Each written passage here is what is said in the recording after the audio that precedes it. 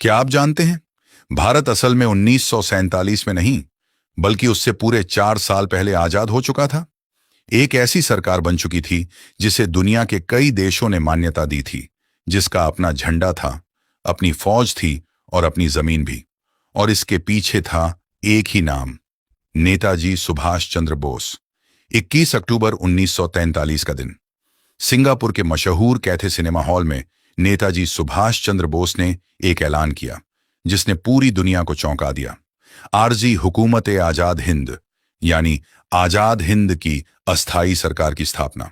इस ऐलान के साथ ही नेताजी ने भारत को एक आजाद स्वतंत्र देश घोषित कर दिया, वो भी उस वक्त जब अंग्रेजों का शासन पूरे भारत पर कायम था। और यह सिर्फ एक ऐलान नहीं था। इस सरकार को उस दौर में Germany, Japan, Italy, Philippines, Korea, चीन, मांचुको और आयरलैंड, यानी दुनिया के करीब 8 देशों ने आधिकारिक तौर पर मान्यता दी। सोचिए, जब भारत खुद गुलाम था, तब भी दुनिया के कई देश एक भारतीय नेता की सरकार को असली सरकार मान रहे थे।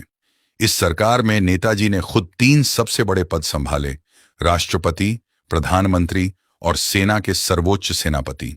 इसी दौर में उन्होंने वो नारे दिए जो आज भी हर भारतीय के दिल में गूंजते हैं: तुम मुझे खून दो, मैं तुम्हें आजादी दूंगा।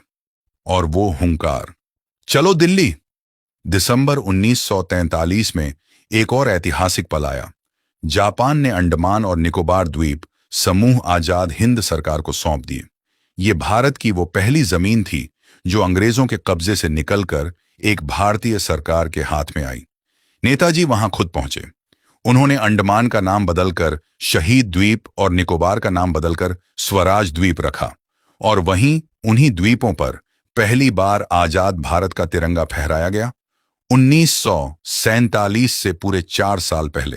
सोचिए, जिस आजादी का जश्न हम हर साल 15 अगस्त 1947 को मनाते हैं, उसकी नींव नेताजी सुभाष चंद्र बोस ने उससे बरसों पहले ही रख दी थी, अपनी सरकार, अपनी सेना, अपनी जमीन और अपने झंडे के साथ। ये इतिहास का वो पन्ना है जिसे जितना पढ़ाया जाना चाहिए था, उतना पढ़ाया नहीं गया।